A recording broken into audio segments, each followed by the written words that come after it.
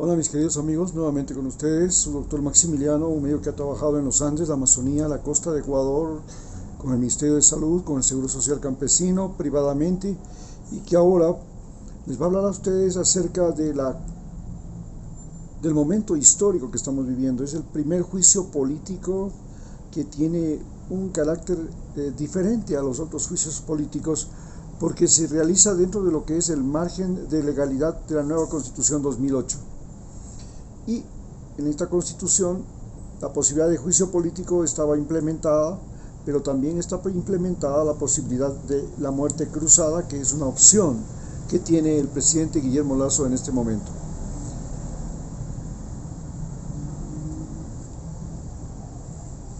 La situación que se presenta en Ecuador es básicamente un enfrentamiento entre el correísmo, todo lo que es la corriente del correísmo, los indígenas, que son la nueva fuerza política desde el año 1990, en que ya con la desaparición de la Unión Soviética, la Federación de Estudiantes Universitarios, la FEUE, la UNE, la Unión Nacional de Educadores, que era un movimiento político financiado desde el extranjero por Rusia o China, deja de tener incidencia. También dejan de tener incidencia a los partidos socialistas, la Unión Nacional de Trabajadores, que también tenía, si no bien un financiamiento. Los líderes de esas organizaciones podían mandar a estudiar a sus hijos a Rusia, a Cuba, y eso era uno de los mecanismos de enganche que tenía la ex Unión Soviética, que tenía la Cuba de Fidel Castro, para tener una gran influencia en la Unión Nacional de Trabajadores, en las organizaciones del MPD, el Partido Movimiento Popular Democrático, que era un partido marxista, leninista, estalinista, maoísta, que tenía su eje fundamental de operaciones en las universidades y colegios del Ecuador y en la Unión Nacional de Educadores. Con la subida del movimiento indígena, estos movimientos financiados especialmente por la Unión Soviética, inclusive por China, ya dejan de tener una gran incidencia en el Ecuador. Como les volví a decir, el anticorreísmo es el que triunfa con Lenín Moreno, porque Lenín Moreno es un traidor. Ustedes saben que el problema fundamental de Lenín Moreno, más allá de la corrupción, es esencialmente la traición y la mentira. Un discapacitado como era él, con poca preparación académica y con una mala capacidad de razonamiento, pero una gran empatía, una gran capacidad de simulación. Esta capacidad desarrollada de manera extraordinaria para engañar, para envolver, para cuentear. Era un típico cuenteo de Quito, el típico chulla quiteño, a pesar de que nació en Orellana. Entonces,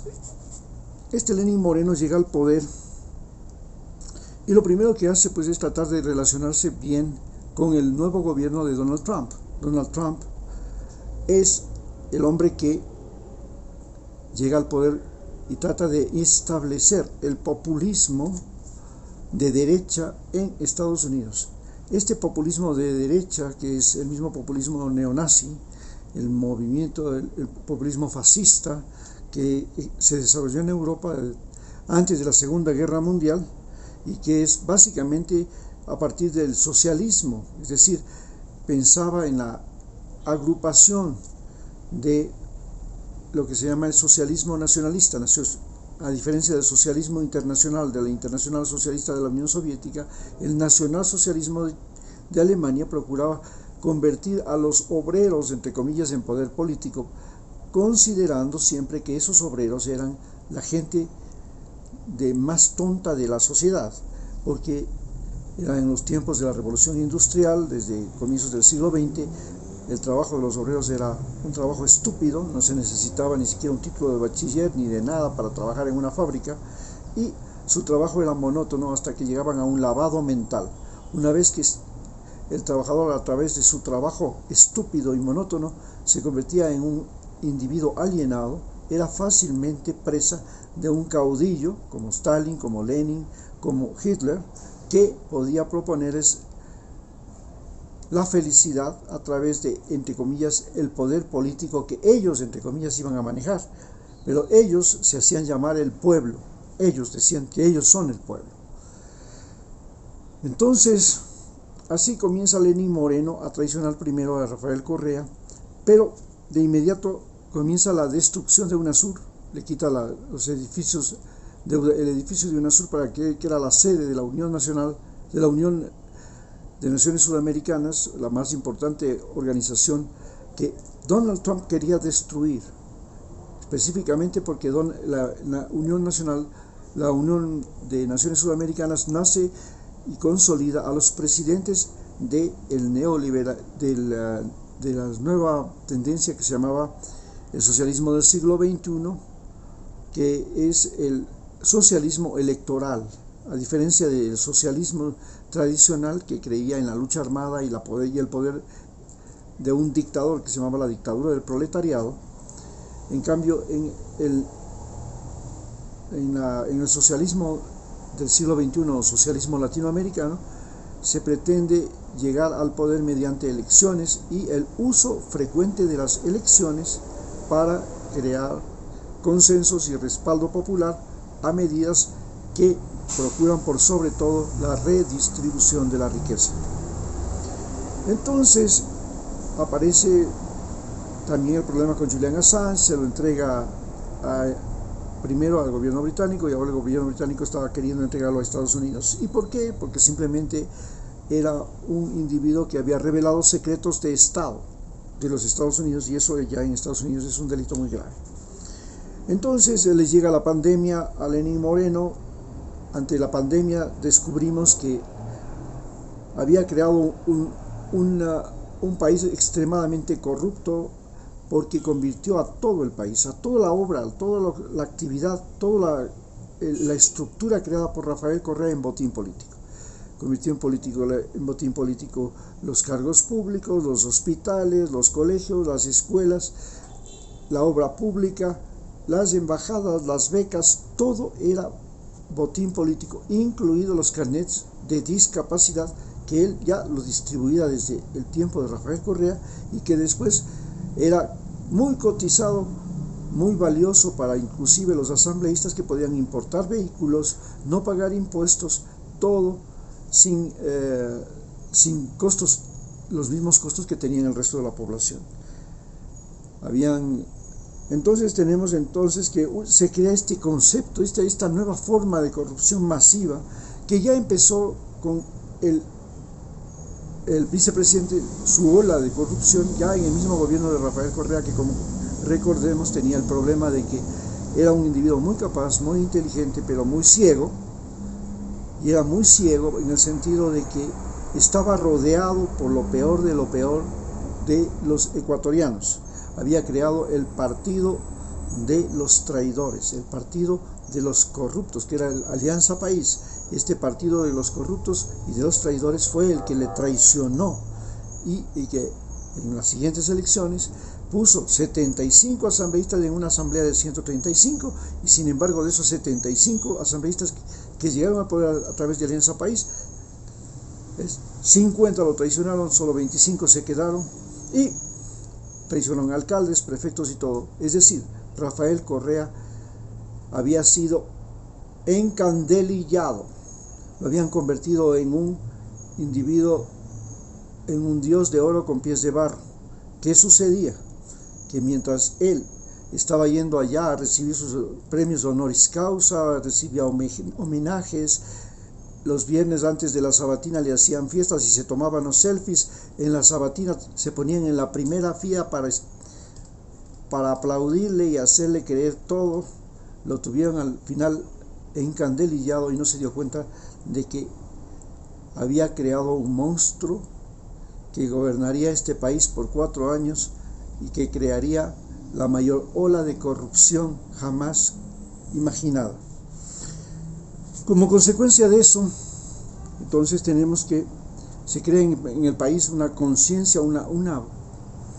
una angustiosa desesperación por el enriquecimiento rápido. Teníamos que ganar y ser ricos de la noche a la mañana. Así lo habían sido los funcionarios que trabajaban con el gobierno de Rafael Correa, así habían sido los funcionarios que trabajaban con el gobierno de Lenín Moreno, y claro, esto dio la opción a que llegaran los carteles del narcotráfico. Por otro lado, y acordémonos, Lenín Moreno nos vuelve a introducir en la guerra del narcotráfico, le entrega las bases de Manta nuevamente al Estado norteamericano, que había sido sacado por Rafael Correa en el 2010, lo devuelve en el 2017, les devuelve la base, y además empieza esta guerra contra el Guacho, el guerrillero del Frente Oliver Simesterra, que se creyó que con matarle al Guacho se había destruido, pero ahora sabemos que el Frente Oliver Simesterra es el más poderoso frente que está en la parte del narcotráfico en la zona de Tumaco. Así, con esto, actualmente Lenín Moreno, luego de que deja el poder, es develado ante las autoridades. La fiscal, que había sido la fiscal Diana Salazar, que había sido la pieza clave de la persecución de Rafael Correa, ahora lo traiciona, al igual que le traiciona el embajador de los Estados Unidos, y se convierte en la presa del nuevo juicio contra la corrupción que se está librando contra él y sus familiares y amigos más cercanos en Ecuador. Él se encuentra ahí prófugo en este momento, está escondido en Panamá, un país que ahorita tiene gran problema con Estados Unidos porque muchos de sus funcionarios, altos funcionarios, están vinculados al narcotráfico, y que además no tiene extradición. Todo esto sucede mientras en Estados Unidos vive la guerra de Afganistán, pierde la guerra de Afganistán, y es la primera derrota de Estados Unidos después de la guerra de Vietnam, en la que tiene que retirar sus fuerzas, junto con las fuerzas de la OTAN, a la carrera de un país donde la primera narcoguerrilla del mundo, los afganos, llegan a ser poder. Es la primera gran derrota contra el narcotráfico, la narcoguerrilla más importante del mundo, que produce la mayor cantidad de opio del planeta, logra derrotarle a Estados Unidos. Entonces Donald Trump y luego Biden sacan su ejército y empiezan una nueva guerra que se llama la guerra migratoria. Esta guerra migratoria empieza con la construcción de un muro que Donald Trump pretende colocar al sur de la frontera entre Estados Unidos y México. Además, trata de expulsar la mayor cantidad posible de inmigrantes latinoamericanos que llegan ilegalmente a Estados Unidos, con lo cual se inicia una persecución de los latinoamericanos en Estados Unidos, persecución que luego se extiende a tratar de impedir desde Centroamérica la migración a los Estados Unidos. Esto sucede en un margen de guerra que Estados Unidos la libra con China desde el punto de vista económico, trata de llegar a una alianza con Corea del Norte, fracasa, no alianza sino un acuerdo, pero además libra una guerra campal contra Venezuela, contra Cuba, que se convierten en los principales generadores de una ola migratoria que invade Estados Unidos y que va arrastrando consigo a todos los países centroamericanos, a la ola migratoria centroamericana, y ahora está arrastrando a la ola migratoria de Ecuador y de Venezuela. Ante esta situación, Donald Trump pierde las elecciones, intenta un golpe de Estado y ahora está enfrentado a juicios que posiblemente terminen llevándolo a la cárcel. Entre tanto, en ese momento en que Donald Trump está en el último año de poder, de mandato, logra colocar en el poder de Ecuador a Guillermo Lasso. Vale señalar que el presidente Donald Trump fue el principal soporte del gobierno de Lenín Moreno y ahora fue el que coloca en el poder a Guillermo Lasso, con el embajador norteamericano Kirkpatrick, que es prácticamente el titiritero, es el virrey de Estados Unidos en Ecuador. Entonces llega Guillermo Lasso, empieza una campaña de vacunación, luego se enfrenta al problema de la violencia pero acomete el error de declararle la guerra al narcotráfico, para lo cual entrega Galápagos y 200.000 kilómetros cuadrados, una superficie mayor que los estados de Rhode Island, de Delaware, que Puerto Rico, a Estados Unidos como territorio bajo custodia norteamericana, para combatir el narcotráfico y para combatir a la gran flota china que saquea el Océano Pacífico. Ante esto, en América Latina se comienza a producir. Ecuador se convierte en el principal puerto de salida de narcotráfico, de cocaína de Perú y de Colombia hacia Europa, debido a las facilidades portuarias y a la presencia de las corrientes del Niño, pero además a una cultura de navieros, de navegantes, de los ya denominados los cholos pescadores, pertenecientes a la cultura manteño-huancavilca, que desde antes de la época de los conquistadores ya navegaba hacia Centroamérica, ya navegaba hasta Chile, siguiendo y jugando con las corrientes de Humboldt y del Niño. Estas facilidades hacen que Ecuador se convierta en el principal centro de exportación de cocaína por vía marítima del mundo. Actualmente, Ecuador es un territorio de disputa entre los carteles de México, de Colombia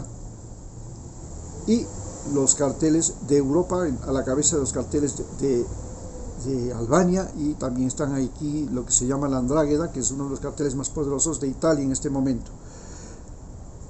Todo esto se produce porque el presidente que llegamos a tener fue durante toda su vida un narcolavador. Abrió filiales de su banco en Estados Unidos, en Delaware, en Estados Unidos, en Miami, en Islas Caimán, y su banco se dedicó a lavar dinero ilegal del mundo. Entre esos dineros ilegales del mundo estuvo el dinero de la mafia albanesa. Al convertirse en lavador de dinero de la mafia albanesa le propone o le financia la campaña electoral que gana, y al momento que gana la campaña electoral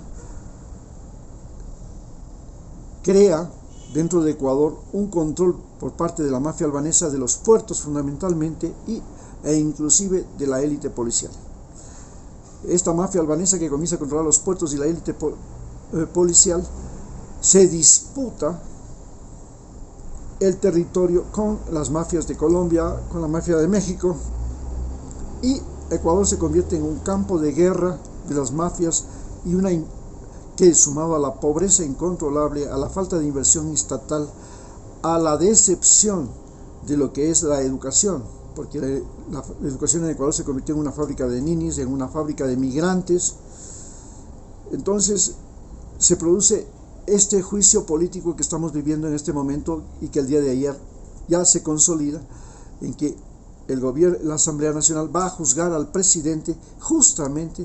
porque existe esta conexión entre la mafia albanesa, la campaña presidencial, su cuñado y el manejo portuario y petrolero de los recursos del país. Esta es la situación a la que hemos llegado, y en este momento pues Estados Unidos está entre la espada y la pared. El presidente de Ecuador, que era el principal aliado del Pacífico de Estados Unidos en la costa de Sudamérica, porque ya no tiene más, tiene el dilema de sostener o no sostener a un presidente lavador de dinero,